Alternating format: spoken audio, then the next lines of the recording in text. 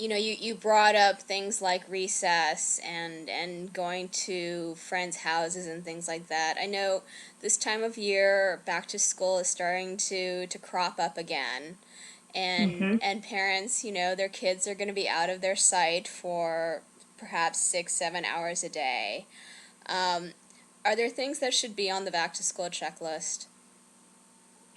Oh, absolutely. The rescue inhaler needs to be either with the child or with the school nurse, depending on the age and maturity of the patient.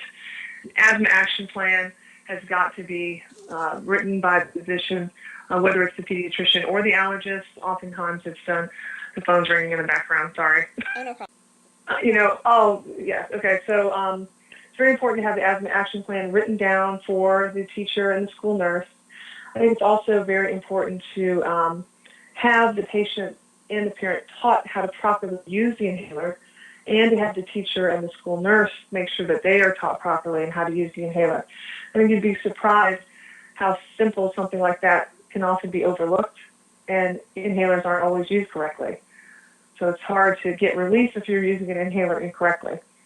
And again, I think just having, so the back to school checklist for me would be having the rescue inhaler with a spacer available, having the asthma action plan available, having the patients, parents, teacher, and school nurse all educated on the asthma action plan, how to properly use the inhaler, and of course what triggers need to be avoided.